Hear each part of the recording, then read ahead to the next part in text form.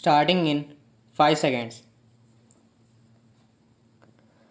Madam, I am on a point of order.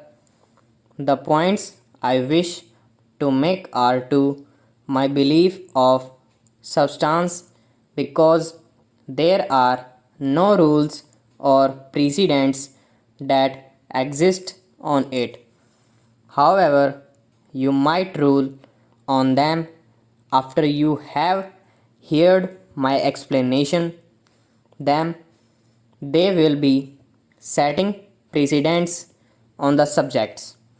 The very first question that I would like to raise, and I have already written to you about this, is the procedure and the method to be adopted while taking up a report of the House for consideration, particularly when it is the report of the Joint Parliamentary Committee. Here, I would like to make a distinction between the methodology that is being adopted today and that which has been adopted by our Parliament ever since it came into existence. I hold that it is for the first time ever that we are considering the report of a joint parliamentary committee through the medium of a short duration discussion.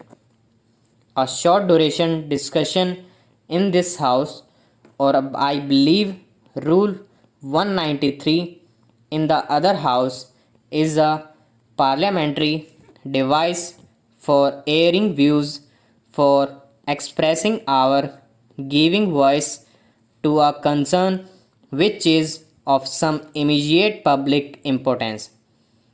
This method adopted for discussing that which is the substantial enterprise of the two houses of parliament, irrespective of the content of the report, is unsatisfactory. If this were merely to be discussed through the medium or the parliamentary device of short duration discussion, I do not think we are doing justice to report of a joint parliamentary committee. Now we would have accepted, and it would have been normal to accept that in as important a matter as the report of the joint parliamentary committee, the government had come forward with a substantive motion that they accepted the report or not should have been made known to the House. Had they come forward with a substantive motion, perhaps some of us might have given motion of amendments. I have personally given notice of the motion, yet no day were named.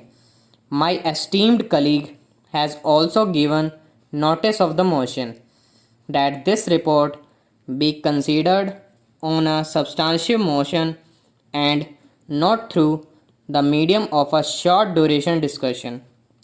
Had that been done, we would have been entitled to the following on some of the amendments that I have moved.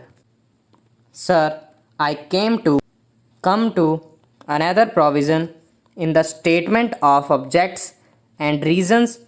One of the objects mentioned is reducing unnecessary cost or burden by requiring companies to attach only an abridged form of prospectus to the application form.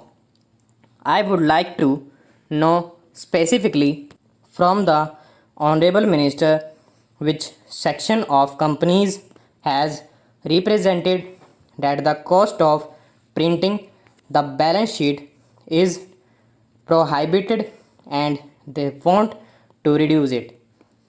I submit that in the annual report as presented today, there is a whole section dealing with listing of employees getting salaries of over rupees 300, and I find that over the years this figure of 3000 is not increased. In this amending bill, there is some provisions resulting in large companies having thousands of such employees, and they are listing those employees, which itself takes up 30 or 40 pages of the balance sheet. Merely deleting that provision can bring down the cost of printing, and that will not affect the small investors in any way. Instead of doing that, they have taken powers now. Suggest that it should be deleted altogether. A small shareholder is not interested in who is employed and what salary he is getting. He is only interested in knowing whether a director's relative has been employed, and that was the original purpose.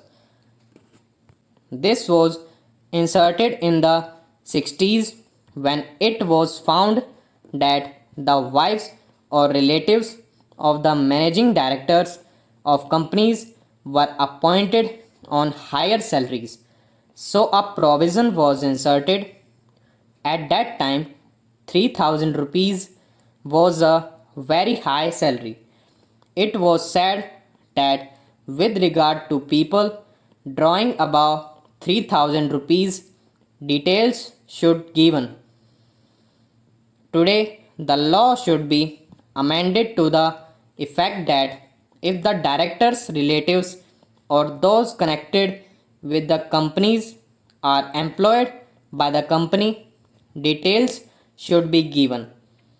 Probably after this provision, nobody's relative will be employed because it will come to the adverse notice of the government. But abridging the whole balance sheet to reduce costs is not good. We are seeing larger corporations, instead of just giving information as required by the Companies Act, printing fancy balance sheets, colored photographs, offset printing, etc. Certainly, they are not worried about the cost. It is a strange thing that the government is worried about reducing the cost unless we are talking about the balance sheet of the public sector. Companies, which is different matter, but the companies which are doing so take pride in printing color balance sheets, and it cannot be their representations, and in the name of reducing costs you cannot bar vital information from us. Stop.